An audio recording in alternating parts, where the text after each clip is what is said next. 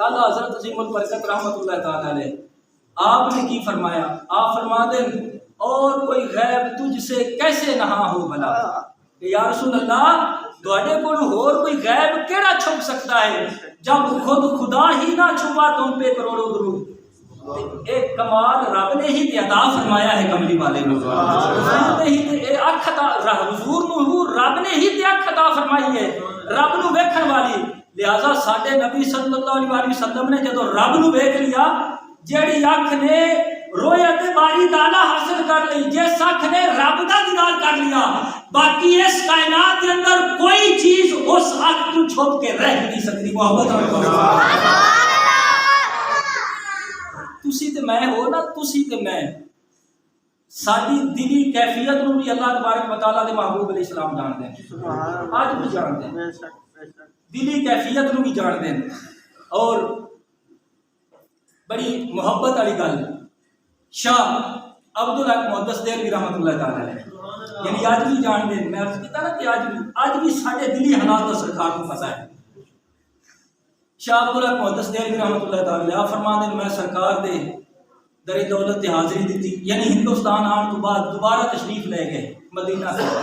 آپ فرما دیں جدو میں مسجد نبوی میں جا کے بیٹھا نا تو سرکار کی خدمت سلام عرض کیتا،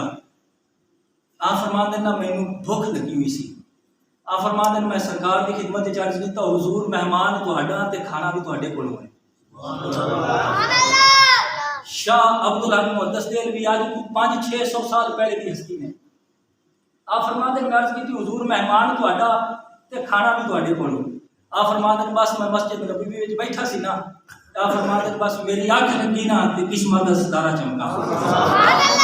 سرکار آ گئے بمائے 4 صحابہ،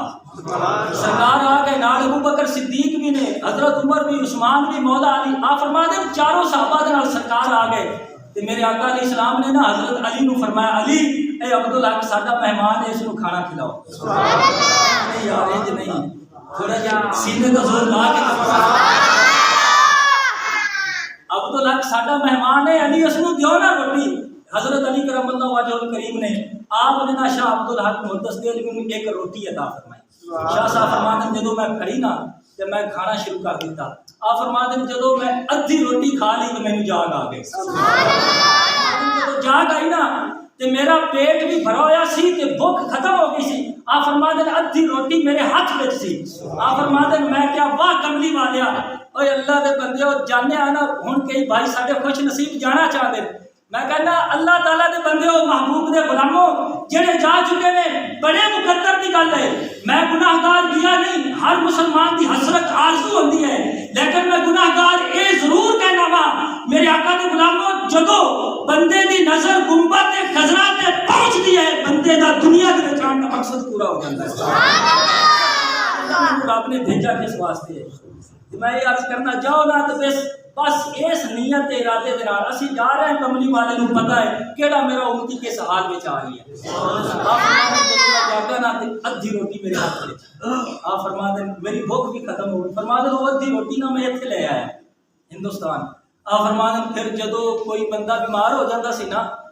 تے جس طریقے ہن ساڈے کول لوگ آندے نے حضرت صاحب قاری صاحب دم کرو تویز دیو، آپ فرما دیں جدو کوئی میرے کول آندا سی نا بیمار، آپ فرما دیں میں وہ روٹی پانی میں بھگو کے پلا دیتا سی، اس روٹی کی برکت دے نال اللہ تعالیٰ شفا عطا فرماتا کہ ساڈے نبی نو اللہ نے ایہو جی اکھ عطا فرمائی ہے جہو جی رب نے کسی ہور نبی نو نہیں عطا فرمائی۔ میں